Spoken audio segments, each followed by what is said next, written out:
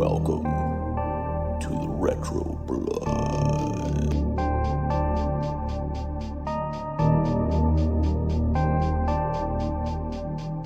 Welcome back, everybody, to the Retro Blood.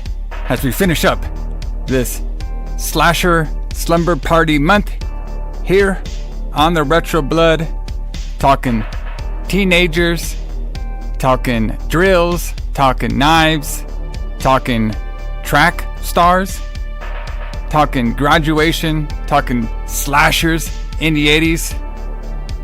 Up next, if y'all like teenagers trying to have sex with their teachers to pass grades, if y'all like track stars, tracking, I guess, what are they called, tracking? I have no idea.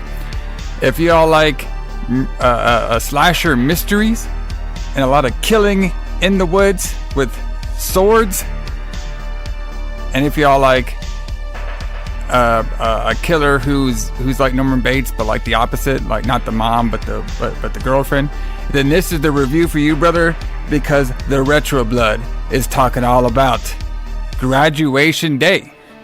That's right, we have graduated. We're going on to the next chapter of our lives. We're done with that high school drama. Now we're gonna join college drama and real world drama and stuff. What's up, everybody? James Kline here, doing another solo show here on the Retro Blood. Allison is still out on assignment, aka he's not feeling well, but he will return next month here on the Retro Blood. So he is doing great, just recovering, doing his thing, but he'll be back for our big month of June, which we will reveal what we're going to be talking all about for the month of June. It's going to be a very fun month. But thanks everybody for joining me. I appreciate it. We're going to be talking all about Graduation Day. Very interesting movie this one was. It's kind of like, it's so, you know, the reason we even have this movie, okay, it's basically because of the success of Halloween and Friday the 13th.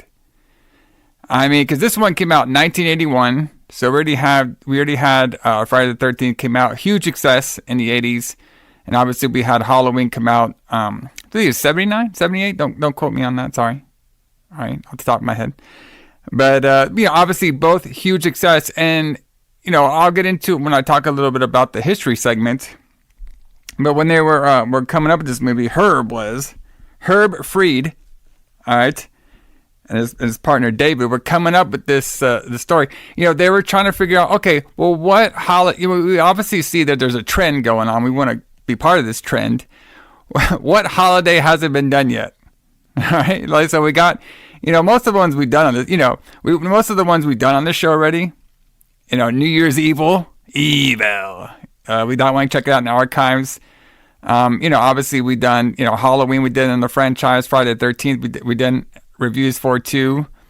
You know, we did My Bloody Valentine. You know, Valentine's Day is up, you know.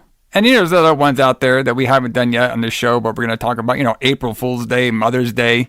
So they're just going down the list. Okay, well, what hasn't been done yet? Oh, there we go. Graduation Day. Perfect. Let's book it. All right. So I thought that was it's kind of a funny trend. And, you know, I was thinking when I was like, you know, going to record this show, I was just thinking, like, is this always was a question I always had in a way? Why did it take them so long to do a Thanksgiving horror movie? You know, okay, we've had some obviously here, you know, in the 80s, obviously we had Blood Rage, which you can find on the archives as well too. You know, one of my favorite movies, kind of a theme movie. You know, I can call it a Thanksgiving movie because this is, you know, that's not cranberry sauce. You know what I mean? Like, you know, that's probably the most popular 80s Thanksgiving movie, but it wasn't called Thanksgiving. You know what I mean?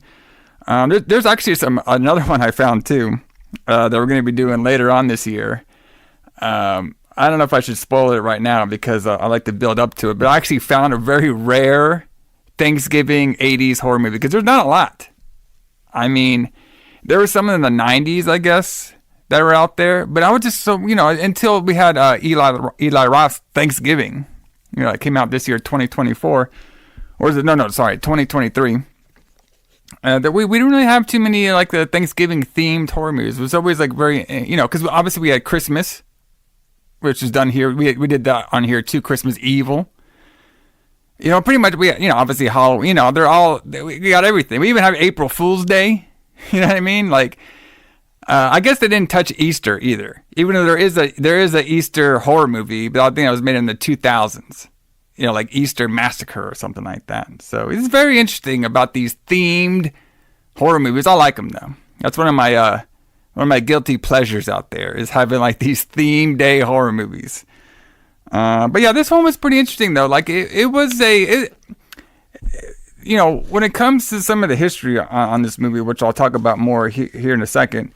It was made by people who made horror movies before, but they didn't do like they weren't like super duper known for horror movies with the cast and the crew.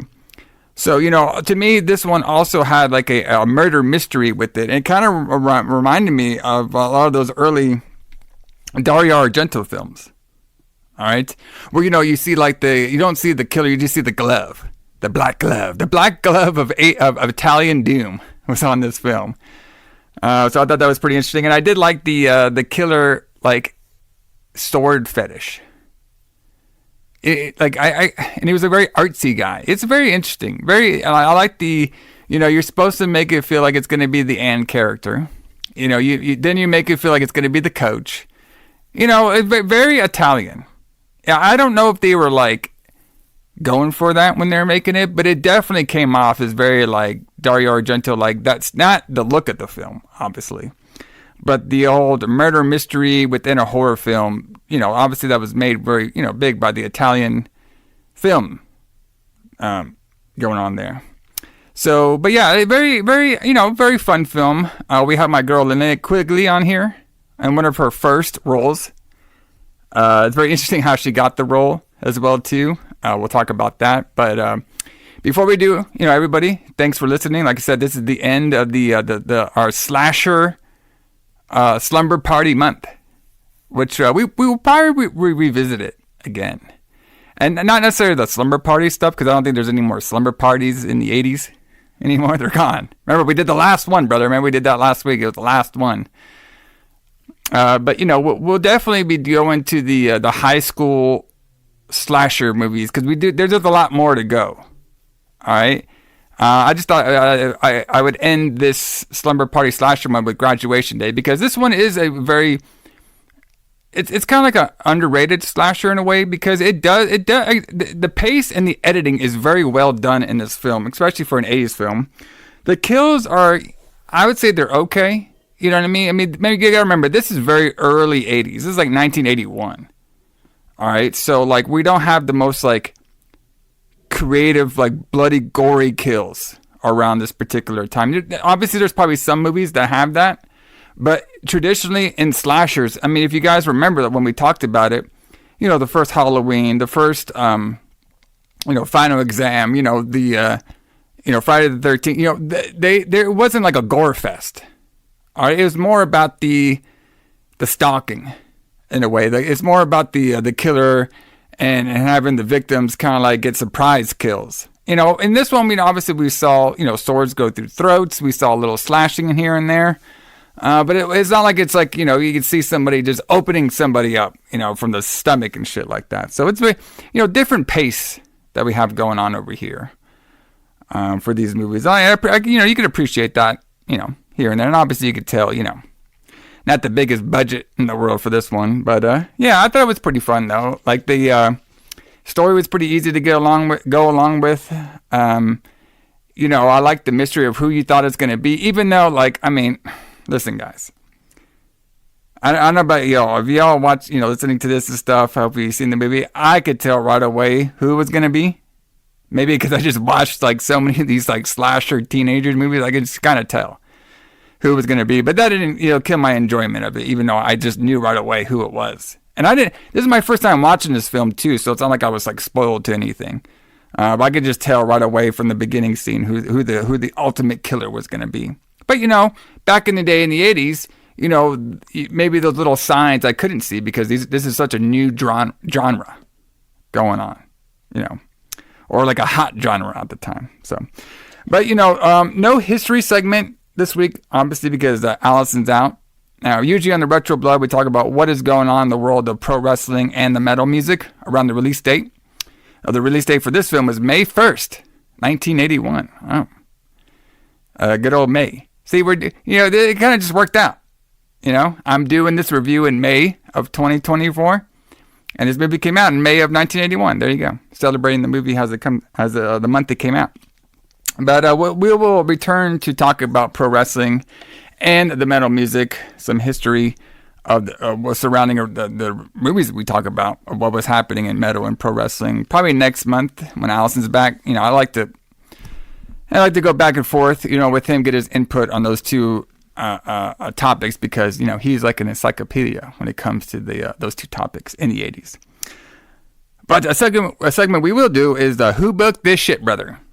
All right, and this is actually a very interesting film, and the people who made it. So it was, like I was saying earlier, it was directed by Herb Fried, okay, and it was produced by David Bahung. Is I saying that name right? Bahung. And this David guy, he was known for being a big distributor. He distributed a lot of movies, and he was actually credited for being on the distributing team for the original Halloween as well too. And Herb and David, they eventually figured out that the money is not going to some of these big companies and getting the rights or getting the distribution rights and stuff. It's doing it yourself, basically. So they started to start their own company and do it that way, where they're going to not only distribute it from the company, but they're also going to make and film, from that particular company as well too. And the way they did that with this particular film to get funding for it is they went to a lot of regional theaters at this time, and they pretty much guaranteed them a movie in a certain time slot within that theater. And those theaters would pay them money to guarantee the time slot that they're going to be in, all right, for the release. So that's how they got a lot of their money. Obviously, when you go to like some of those bigger companies like MGM and stuff like that, and like you would have distribution maybe not worldwide at these 70 slashers, but you get them like all around the states. Except for this process, what they did is they went by some of the hot markets like Los Angeles and some other places to go to individual movie theaters and have those individual movie theaters pay them to get the movie to play only at those theaters instead of distributing worldwide, And obviously, there's good and bad to that. Obviously the good is, you're getting paid guaranteed money from these theaters. And in those theaters, your film's going to be shown in those theaters. But obviously you don't have the big marketing behind you like an MGM can do. Advertisements, radio advertisements, guaranteed to be in certain theaters all across the states and stuff. So a little different process, but hey, it was a good idea. As I drink my water over here. Very rare do we drink water on the Retro Blood, but it's mostly beer, but trying to be a little healthy this month. So then after they got some of the, the money and stuff, they started doing some of the casting on here, and some of the cast is very interesting. They did bring back a lot of people or a couple of people that they did in Herb's first movie, well, one of his first movies that he directed, Beyond Evil. All right, that's the one I've been waiting to do on this podcast for a long time, is Beyond Evil. All right, because he's credited for 3 horror movies that he's made in his career. His first one being Haunts, which is 1976. So if you want to see that, we probably got to do it on the lights out. And then, of course, he did Beyond Evil, then Graduation Day. So, he used a lot of the same, casting directors. And I believe he used the guy who played the coach on this one, Michael. He used it. He used him from this movie too, Beyond Evil. So basically, once they got, filming everything, it's very interesting as some of the cast that they came out with. I think that the most noticeable one, and a very small role, all right, was the lady who played Doris. And that is actually a very young Vanna White. All right, from Wheel of Fortune fame. Yes, before she was spinning the wheel on Wheel of Fortune, she was getting stalked. Okay, in a graduation horror day film. Horror day? Did I say that right? Graduation horror day film. It works. So very interesting on there. And I believe she actually got the small role from George, the guy who played the coach, Michaels, Christopher George. All right, I believe he recommended her, or he was the niece or something like that. But yeah, very interesting. That it's very cool to see. We talked about that many times here on the Retro Blood, where you'll see like a lot of famous actors, actresses go on to do something completely different in horror films, but they all start out in horror films for very small roles. And Vanna White is just one of the many who's done that. Another one on here is obviously a very interesting story of how our girl here on the Retro Blood, Linnea Quigley, got her role in this film, because she wasn't the original actress that was playing Dolores in this film. It's actually, I could not find her name on here, but I guess they just stricken her from the record. So it's very interesting. So if you notice at the beginning of the film, where we're seeing all the track stars, the blonde, I believe she was in number 30. Could be wrong, but I think it was the blonde who was number 30. She is in all the group shots with the track people, and she's on the picture. So they filmed it with this actress on here.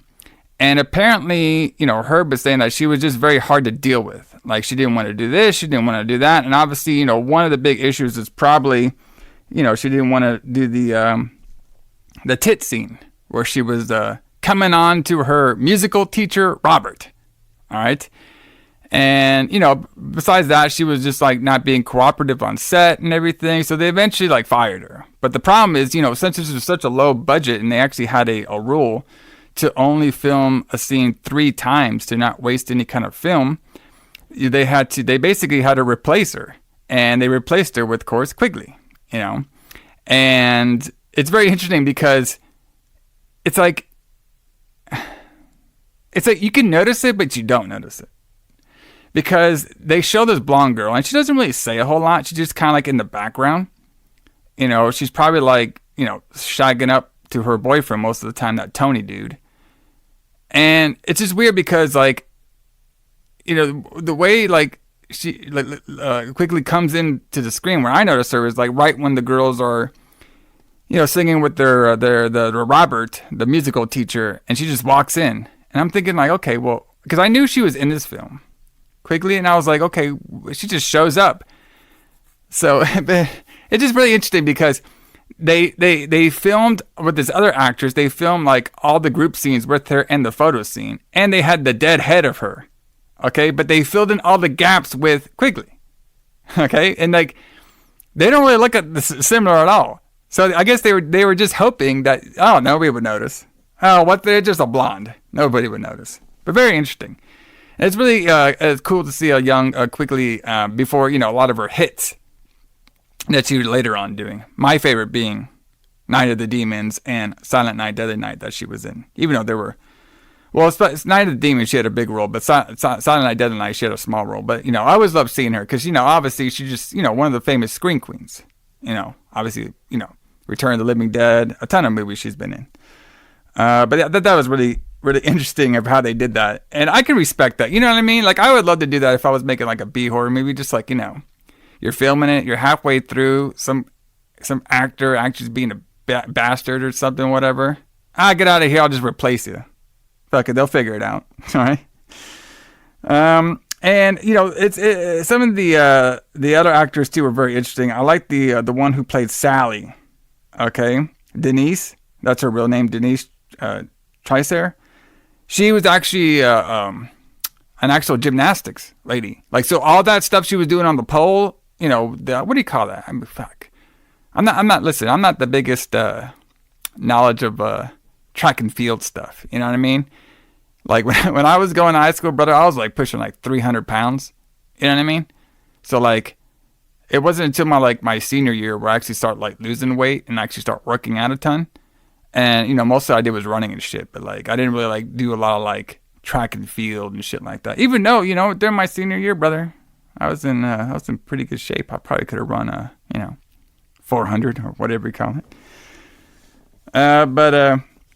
Yeah, she was actually a gymnast really on here. And another interesting story is the actor who played Peter, all right, Tom Hintis. He was actually a for real pole. What do you call that? Pole jumper? Pole jumper. And he was going to be actually in the Olympic Games of 1980. But of course, this was during the time where the Americans boycotted the 1980s because it was being in Moscow. All right. Which is a very interesting story in itself of them boycotting the Olympics. So a lot of people who were going to be, you know, have spots in the Olympic Games, you know, just they couldn't go that year, you know, boycotted. And I think I believe one of them also too, which just relates back to wrestling, was Kerry Von Erich. I believe Kerry Von Erich was going to be going to the Olympics in 1980 as well for doing discus throwing. And he got denied because they were going to, you know, they shut Americans down for the Moscow stuff. So very, very interesting stuff. And it's like, I think that's the only time that's actually happened in world history, as that has happened too. But yeah, very interesting. You know, obviously the production is really interesting on this film too. You know, they filmed, in Los Angeles at the school that they actually rented this school out for like $2,000 a week, which is, you know, for a big ass, you know, that's pretty much where half the movie takes place is on levels of the school. You know, you got the track field, you got the classes, you got the shop, you got the locker rooms. You know, that's a lot of different areas to film that they didn't need to build sets for. They just rented the school out, and which is really cool because a lot of the fill-in scenes, they actually had like real students in their gowns, just like, you know, standing by there. And of course they had they barely even paid most of the students on there too, like all the background students. They just showed up in the film and their normal, you know, graduation get-ups. And you know, we also had a band on here called Felony. Yes. Y'all never heard of them either? Okay. I mean, they're kind of like one of those, God, what do you call it? Like, I would say pop bands, but they're kind of like the synth wave. That's what they call them. New wave. A new wave and rock band formed in Los Angeles. And they did the whole, what's that, Gangsters Party or something like that? No, what's it called? Gangsters of Rock. Okay, and they did a couple other songs for this film too, but you know, they were doing that whole scene where they were skating around for the Gangsters of Rock on, and you know, Felony just, you know, I'll give them credit because that was a really good idea by the band to be like, hey, you know, we'll give you guys some of our music for this horror film, and I don't think they even asked for too much money, if you know, almost no money at all, but you know, obviously they gained a lot of popularity from the movie, of people watching the movie and watching their songs on the movie, and they had a lot of people follow them from there. You know, I thought the song was a little lame, but you know what I mean. They look kind of cool. So, but they actually gained a lot of popularity from giving out their music to different horror films, and that was a great idea. And I think a lot of that would be. You know, I could see that, you know, being a big thing today, too. You know, I mean, you could do a horror film and, you know, add in a new banner here and stuff. Like, I remember, this is just a side story. I remember watching American Horror Story Hotel, one of the last great American Horror Story seasons. And I believe it was in the first episode I heard the band She Wants Revenge, because they played the song, you know, towards the end of that episode. And I liked the song so much that I researched it from there. So, you know, I think it still can work today, you know, within TV shows or movies, where if a band, you know, gives out their song to story. I'm pretty sure that's how a lot of fans would find different bands, by hearing their songs on television and film. So just another good, new good strategy of marketing. So very, very smart by this band Felony. But yeah, I mean, obviously, this movie actually did a pretty good profit, and I think they were very close of getting like mass distribution rights from MGM, but then like they turned it down. But they still made a profit, but they probably could have made more of a profit if they would have went with them, because they would have given maybe more advertising. Because it's very interesting to hear when I was doing my research that this film, like, it didn't get like any advertisement at all. When it came out in like New York or Los Angeles and stuff like that, there's nothing written about it. I think what they were trying to do was they were trying to go on the if it's something said about the film, bad or negative, at least it's something, it's some sort of marketing. But it just didn't work out the way. But they still, gained a following from the movie, and they still made their profits back as well too, even being distributed in a regional movies and not like mass movie theaters.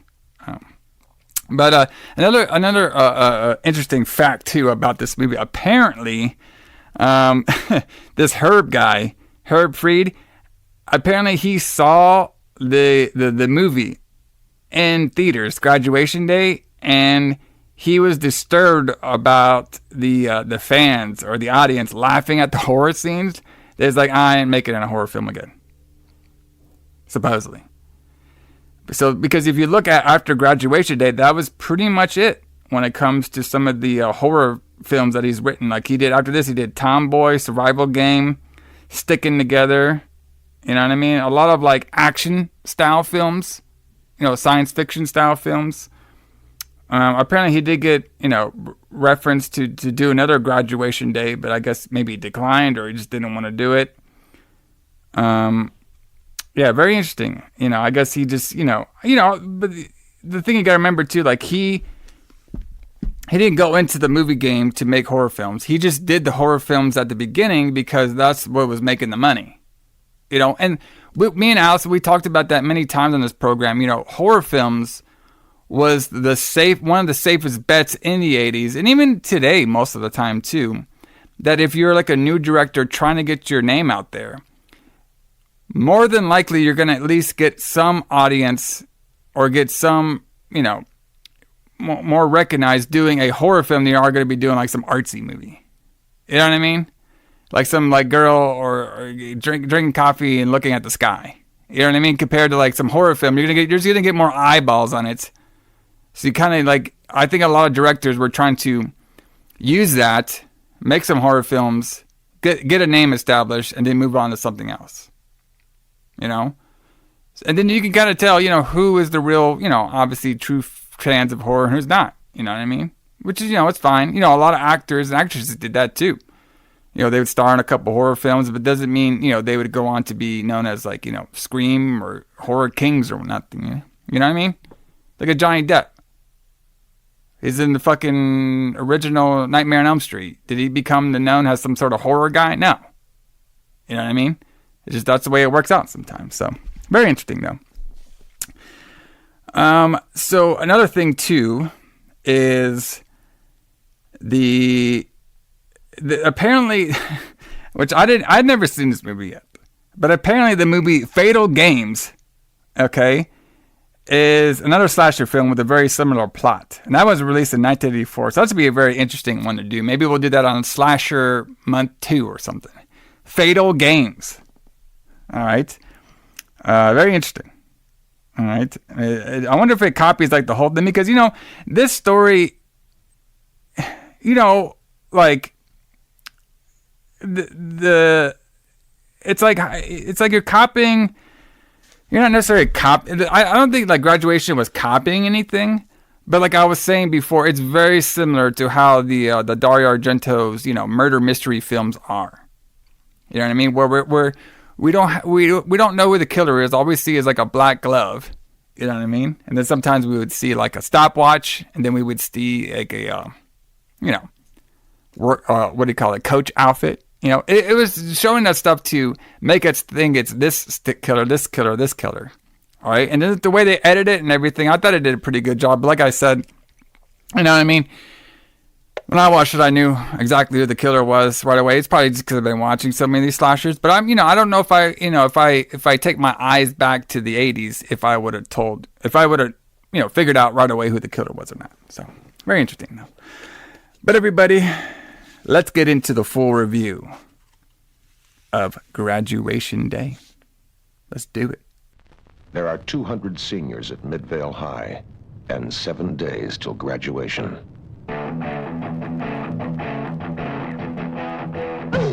The class of '81 is going out in style, and they're having the time of their life. It's been a great year for Midvale High. The track team finished first in the state. Then again, Midvale always produces winners.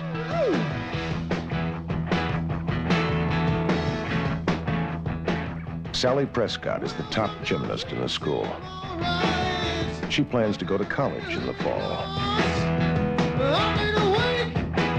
Paula Kastoff won 5 cross-country events in the past year. She jogs to school every morning. Ralph Johnson is the football team's star halfback. Pete McFarland set the state record in the pole vault.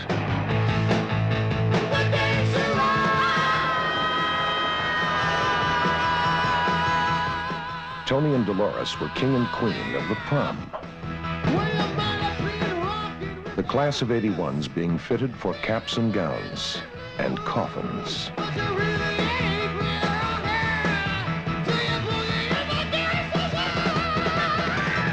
There's 200 seniors at Midvale High and 7 days till graduation. Too bad there'll be no one to celebrate with.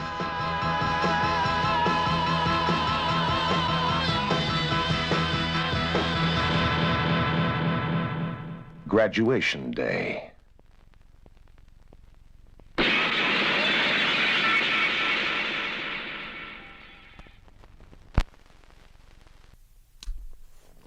All right, so we start off with some track and field, brother. You know what I mean? Fuck, we're in a school and everything. Fuck science class, math class, or history class, brother. In there, no, we're seeing the real high school stuff, brother. We're showing the track and field games. That's what we're doing. So it's like this whole like montage of like all these track and field stars running, doing the gymnastic stuff, doing the pole jumping, doing all that stuff on there, doing the discus throwing. You know, we're showing the real high school stuff, brother. Who cares about that education shit? Okay, we're showing the real stuff on here. So we're kind of focusing while we're doing. So first of all, there's like a weird song going on. Like it's like winners, you gotta be a winner. Yeah, imagine winning. I was like, what is this? It kind of reminded me of the South Park episode where they had, I think it was Stan, and he was like the skiing, and they were like, he was like the ski guys wanted to be very competitive with them, but he was like, I don't want to be competitive at all. And then the other montage was like, yeah, you got to be winning, get competitive. That's kind of remind me of very fun stuff.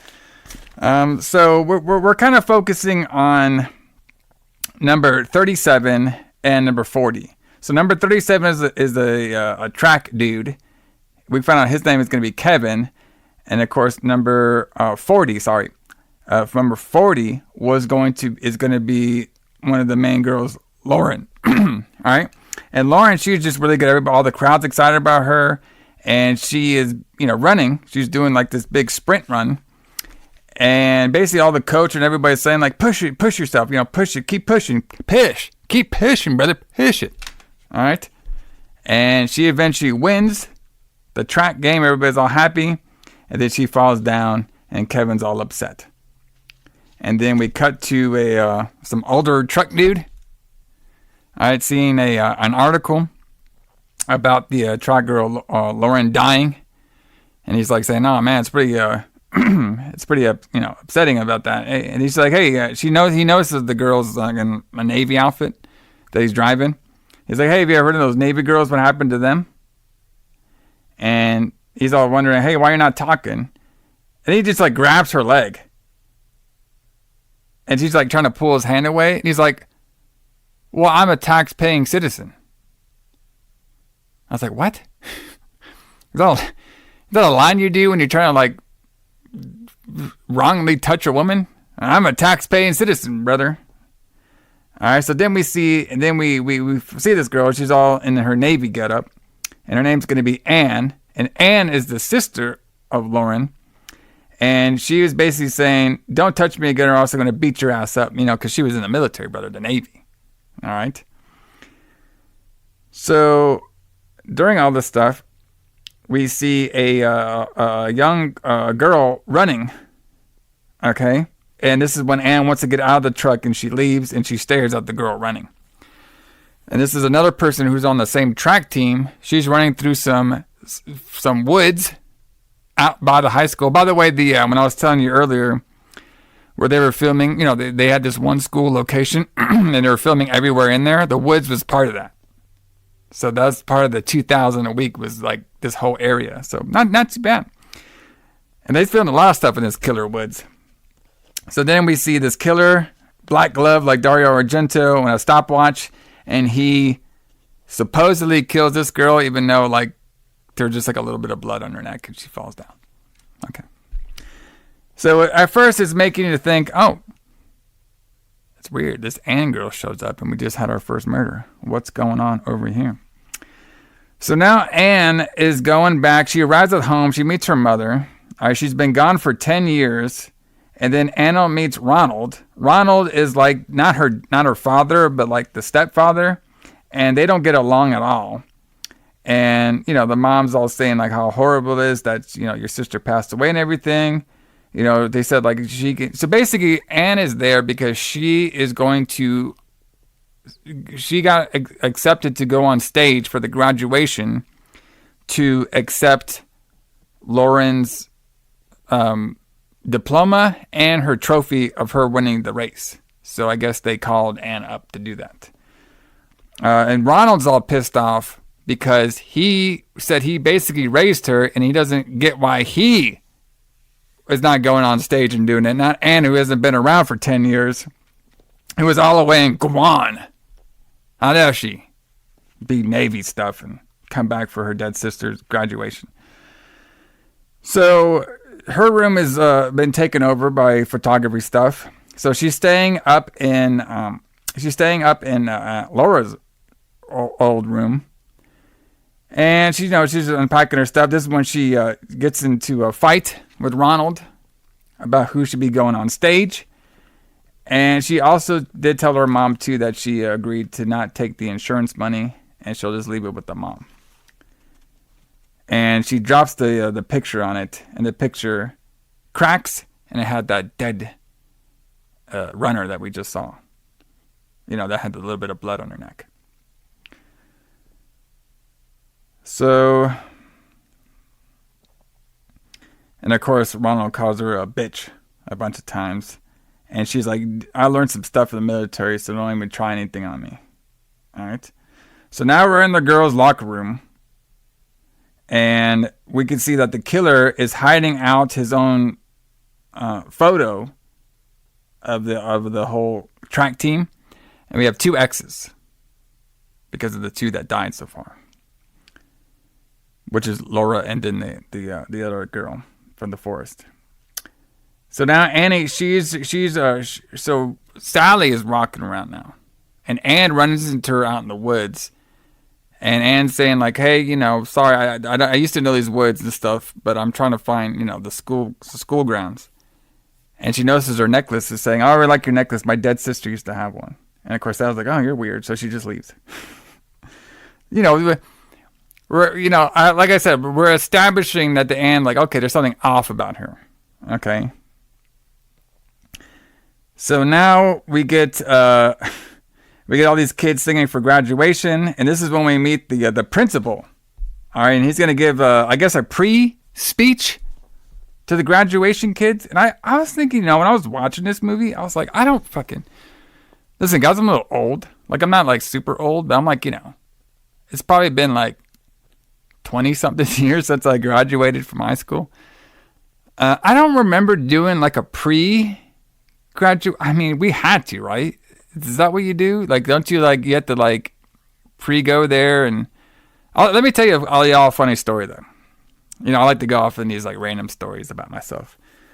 So, when I was graduating from high school, all right, it was, all I remember is I'm waiting for my name to be called, right? And I get on stage, I'm walking on stage. I'm kind of a showman. You know what I mean? So I go on there, I wave to everybody, and I do the old RVD. If you guys don't know what RVD point is, it's like when you take 2 thumbs up and you point at yourself, like kind of like a curve.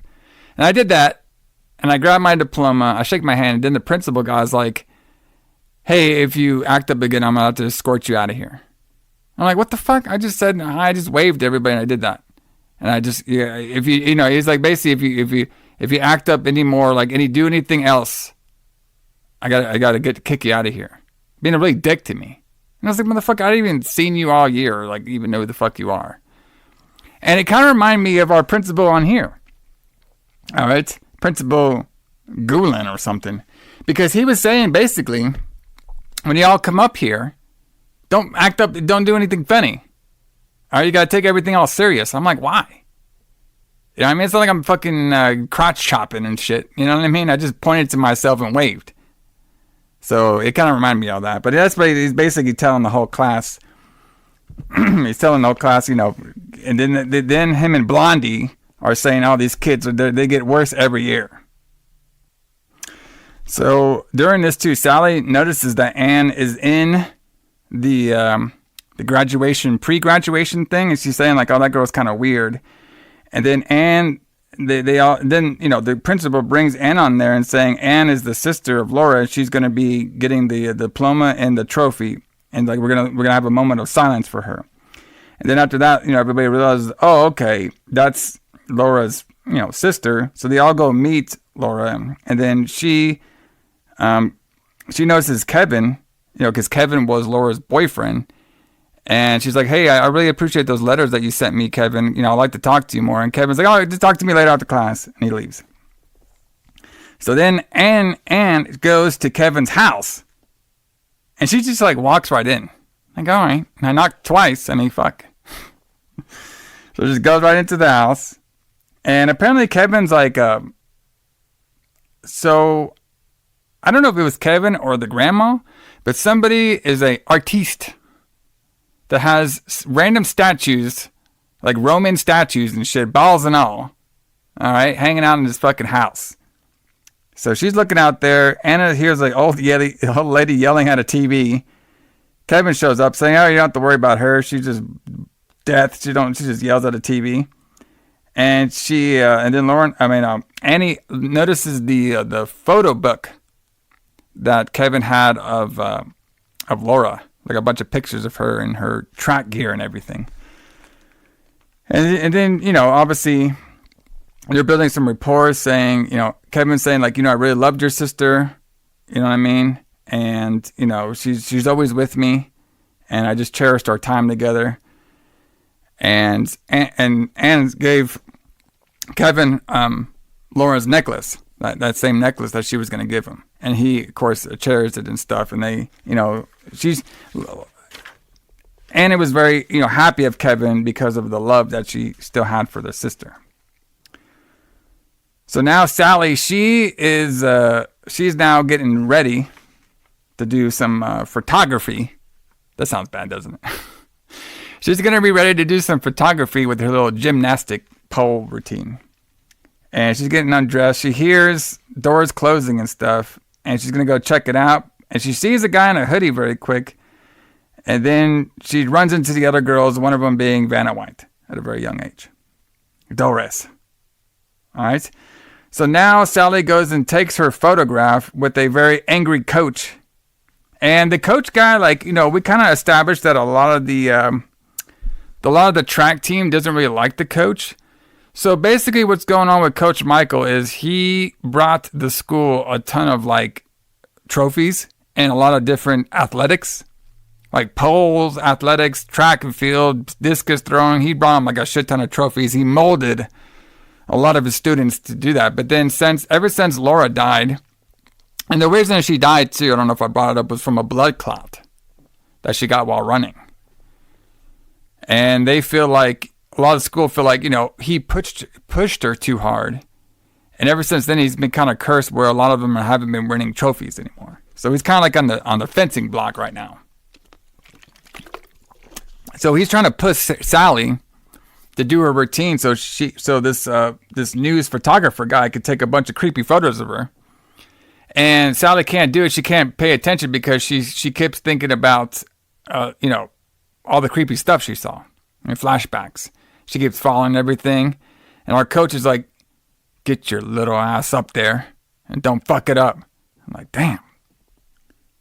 It's like, shit, you could say that in fucking, I was thinking that too, God, when I was in gym class, I don't think I had like the gym teacher yell at me, but he definitely didn't give a shit when people were like, fighting and stuff in there.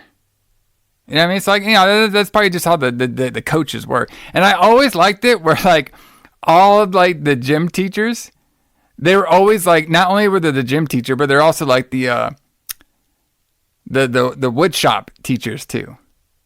Like, you're not going to see a gym teacher be like some mathematician. You know what I mean? He has to go and fucking be the wood shop guy all the time. Very interesting how that worked out. It's the same with this movie too, because Coach Michael, not only was he the fitness coach or the, whatever they call the sports coach, but he was also the wood class teacher too. And I was like, oh, that's interesting, because that happened the same with me in high school too. I remember my gym coach being the wood class instructor too. Very, very interesting how that works out. So, they're trying to take photos and she can't do it. So she just she kind of falls and she just gets mad and she just runs away. And the photographer's like, hey man, I got some good shots. And of course, Michael's like, shut the fuck up. He's pissed. So now we see Sally. She's like shaving her legs now. All right. She's all pissed off at the coach and everything. And then we can see that the killer, the Dario Argento killer with his black glove, grabs a fencing sword. Yes. Fencing swords out of the women's closet. Interesting. So he goes up to her and she's like, what are you doing? What are you doing? And he eventually fences her in the throat. Pretty wild scene. Then he hides the body. All right. So now we meet teacher Mr. Roberts. He's like the singing teacher. All right, and he's singing to these girls and everything, about how he was like in Hollywood. He's a big singer, but he still likes going out to the clubs. Doris comes out, the Quigley herself. You know what I mean? This is one of the first appearance we get from her. And they're basically talking a little bit, and then the girls leave, right? The two other girls that were there. And Doris wants to know if she's going to be passy or not. And Roger's like, I don't think I can pass you. Like, or not Roger, but Robert. He's like, you haven't been to class half the time and everything. She's like, well, and then she starts like flirting with him, closing the door down, just being like, doing the old student teacher flirting process for him to pass her. And so she opens up her shirt and he climbs in and he's ready to get down with some action, brother. So now we have the principal. He tells Blondie that he needs her in his office, and they're fucking. Everybody's fucking at this school. We have teachers fucking students. We have staff fucking staff. All right.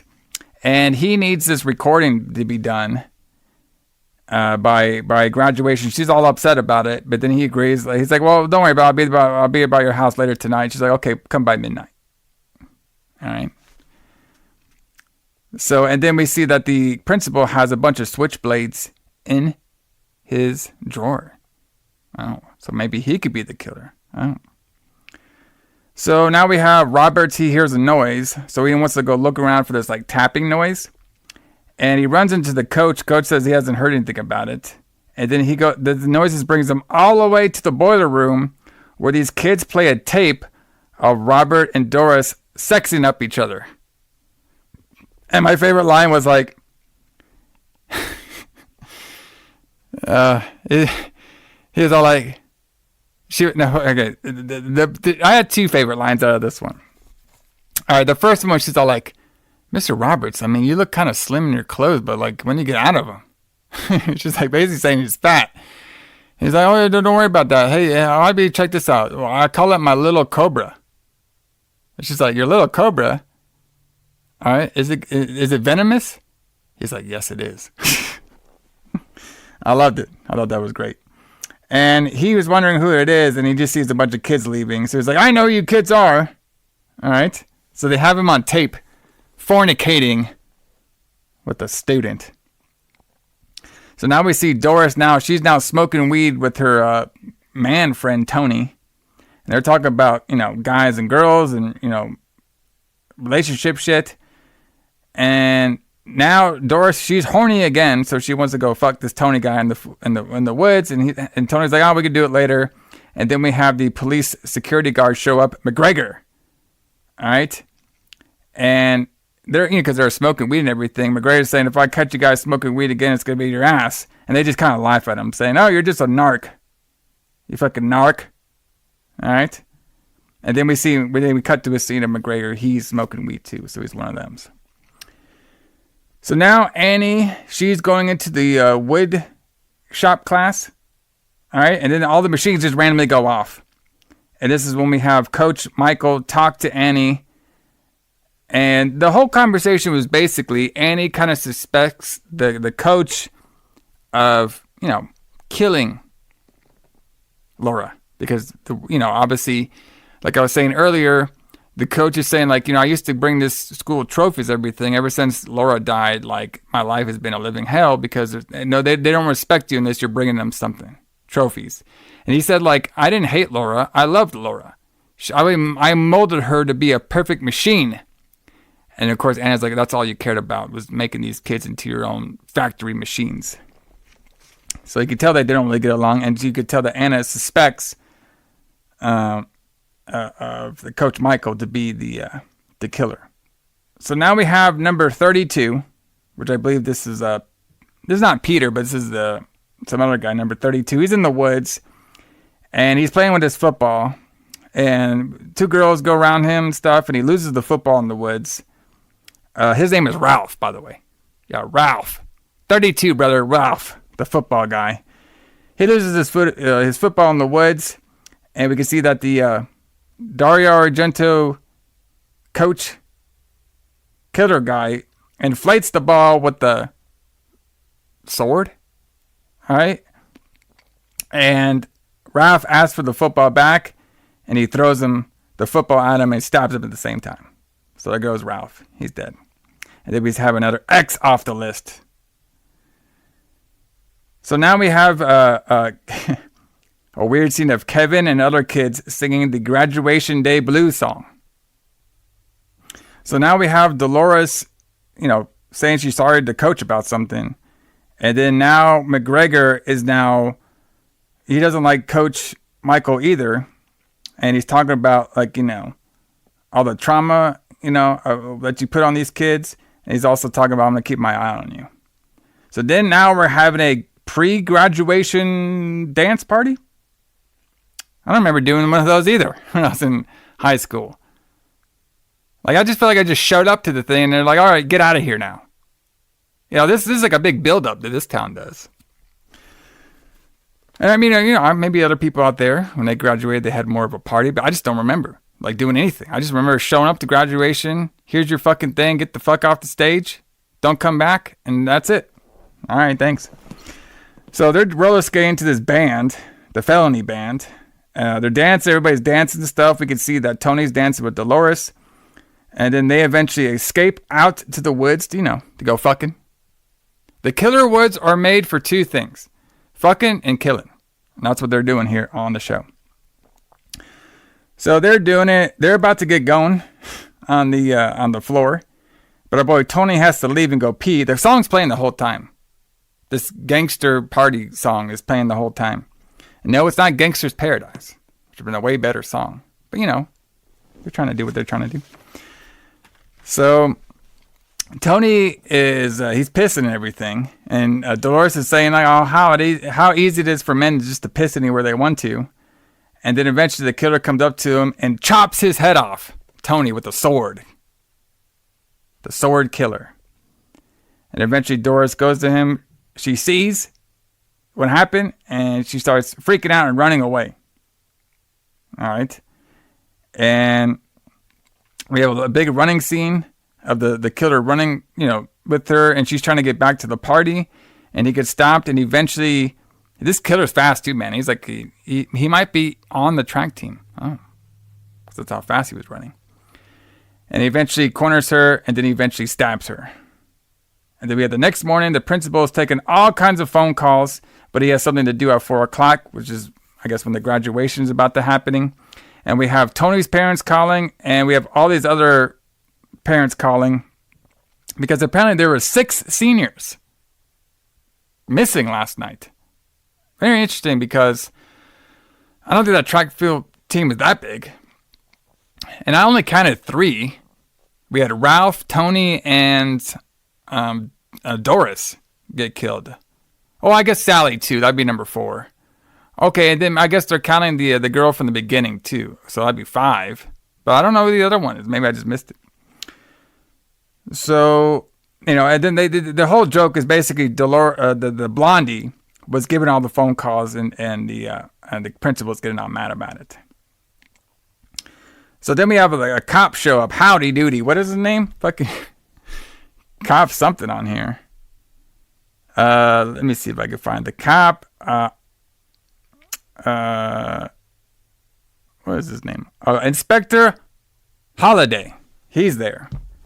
All right, and he got a call from obviously all the parents, so they want to figure out what's going on. And then him and the principal are talking, saying like, yeah, I'm not sure, but they're all part of this track team that are all the missing. All right, and the inspector was saying like, I don't like high school, I don't like school. They give me the creeps, so I just want to get these statements and I want to leave. I want to get out of here as soon as possible. And this is when we noticed there were 6 seniors missing. So now the cop is also, the inspector is now talking to McGregor, all right, too. And he's basically telling McGregor what to do, because McGregor is kind of a bad school cop. So the inspector now talks to Michael, Coach Michael, all right. And he wants to get some, answers from him, like, hey, do you know what's going on with all these seniors in here? And he's like, I don't have no idea what's going on, and nor should it be my problem anymore, because I just got canned. All right. He said, like, 1 minute the school loves you when you bring stuff in, the next thing they don't like you at all. So the cop's like, okay, well, I'll see you around at the graduation. And then we see that Michael, he actually opens up his drawer, and there's actually a stopwatch and a black glove in there. So, there you go. Maybe he's the killer. So now we have these girls, which one of them being Vanna White, complaining about other girls in the locker room. One of them sees some blood, and then they open it up, and they notice it's dead Sally. And they start screaming. Coach Michael comes. He sees it. He also touches the sword for some reason. That was like in the fencing sword that killed her.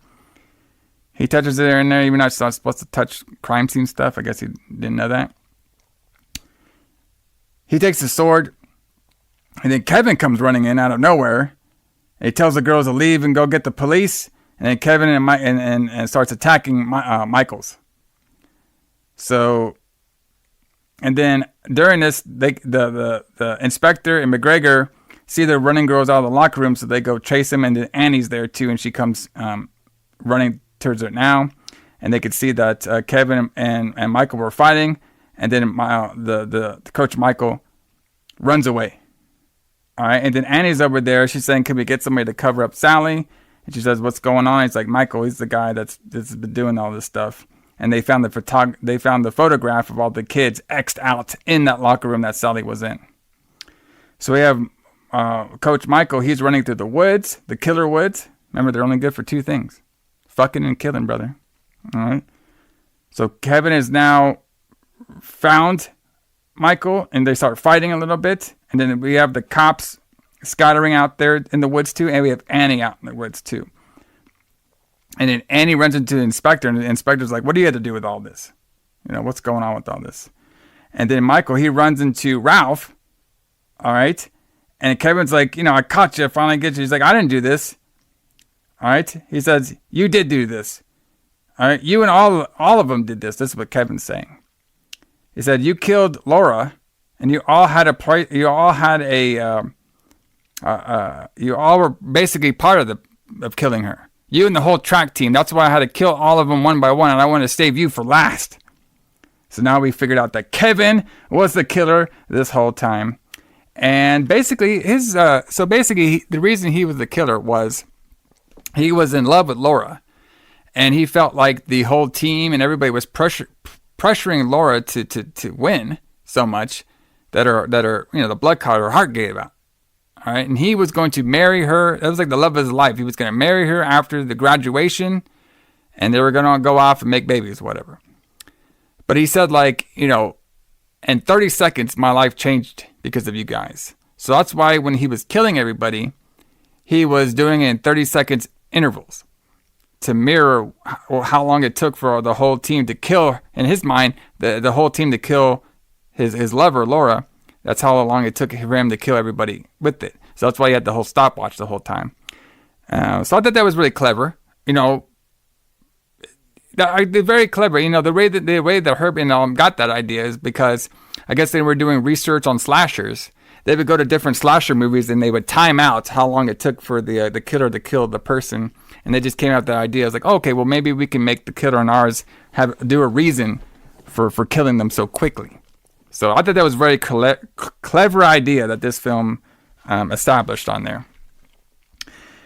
And of course, they start fighting a little bit, and Michael grabs the sword. But then right when he does that, the inspector comes up. He's like, Michael, and he just doesn't even ask him anything. Just shoots him 3 times. Fuck you, asshole.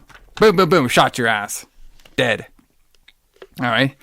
And then Kevin's all saying, like, he confessed everything. He's the killer. He did all this stuff. And Anna's like, all worried because, Anne's on his side and everything. And then the inspector's like, hey, can you come by the office and can you do a statement? And he's like, okay. So then we cut to Anne going into the school and going to go pick up the trophy, for the trophy and the diploma for Laura. And she talks to Blondie, and Blondie's all like, well, the Kevin already came by here and picked it up. He said like that you would, he said that you would want him to have this.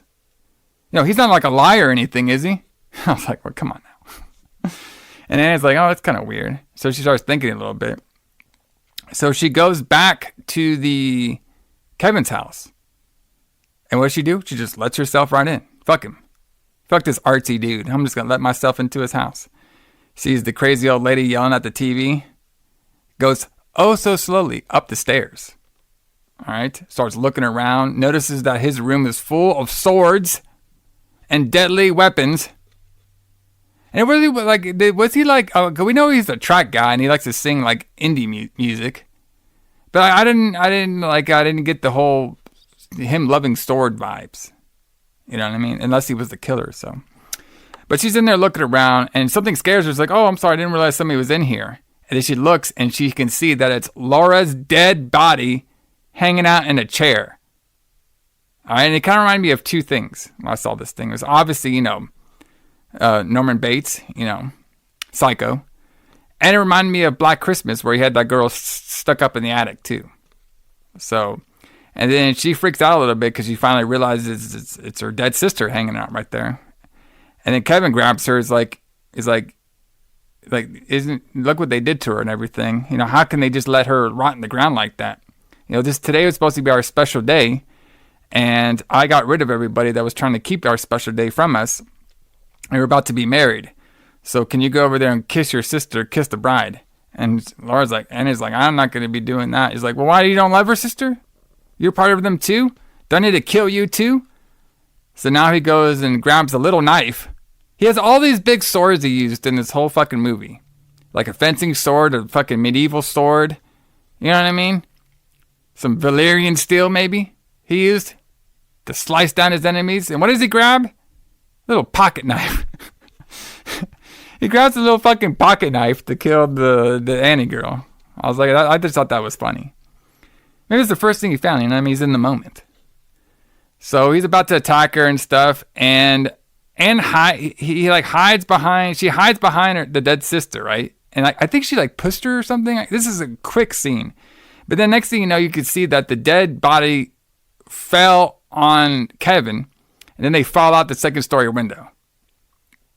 And then this is a real scene too, because Annie goes downstairs, right, and she's about to leave, and she just sees Kevin walk in with carrying the dead sister, who just walks past her like normal. And she's like, oh, fuck this. So she starts running.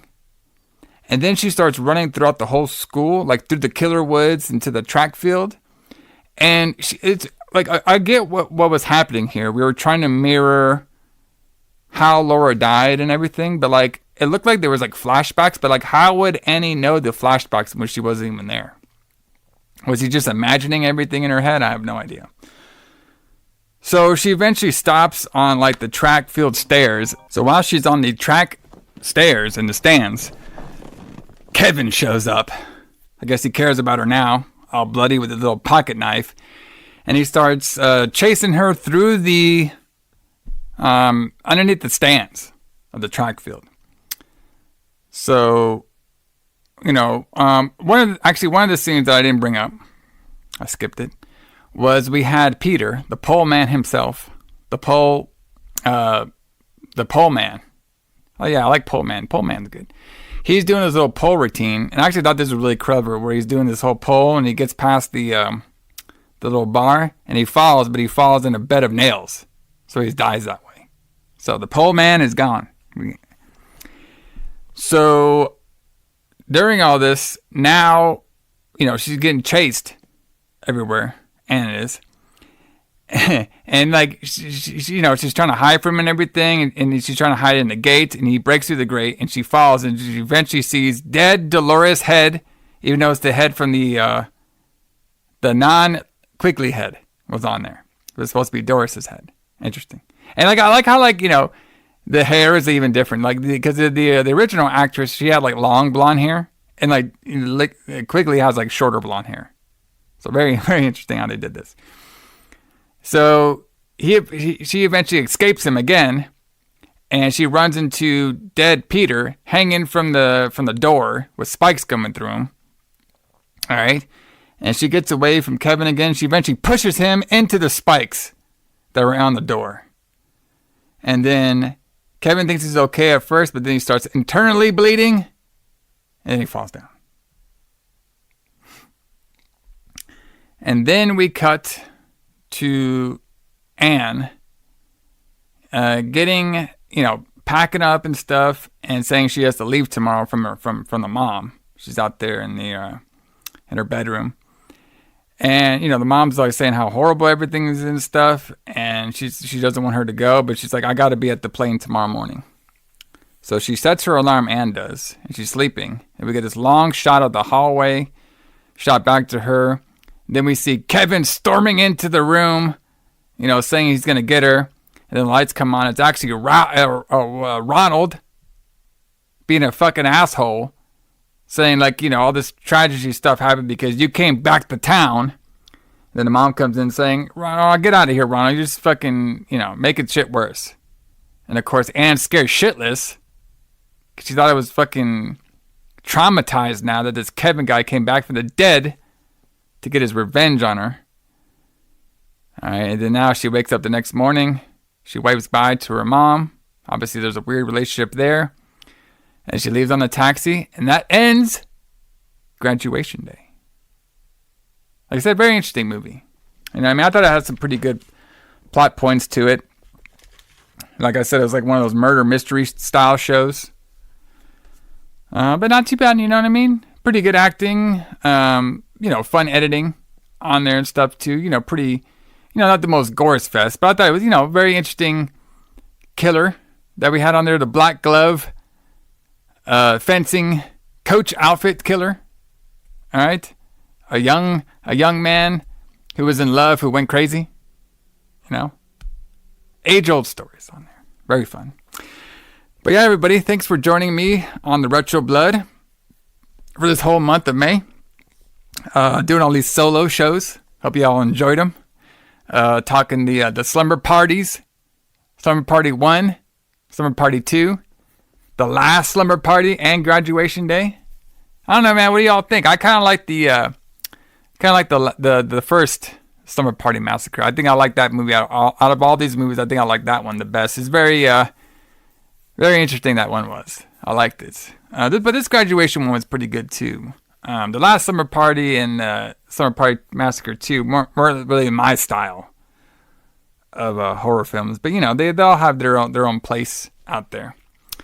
But yeah, everybody, check us out on all the streaming platforms: Spotify, Apple Music, Podbeam, whatever, Google Chrome, whatever you find your podcast out. We're on there. YouTube.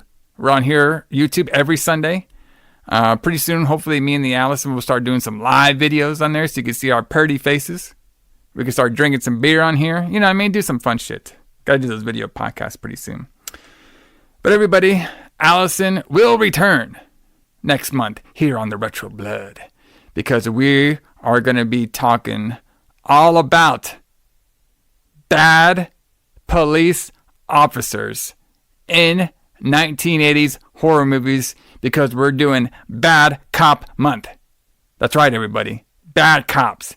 Cops gone wrong. Cops being the killer, brother. They're all going to be here on the Retro Blood in June. So everybody, check it all out. Like I said, Allison will return next month here on the Retro Blood. And for myself, thanks you all for joining me for this very fun Slasher Slumber Party month. And we will see you next month here on the Retro Blood. See y'all later.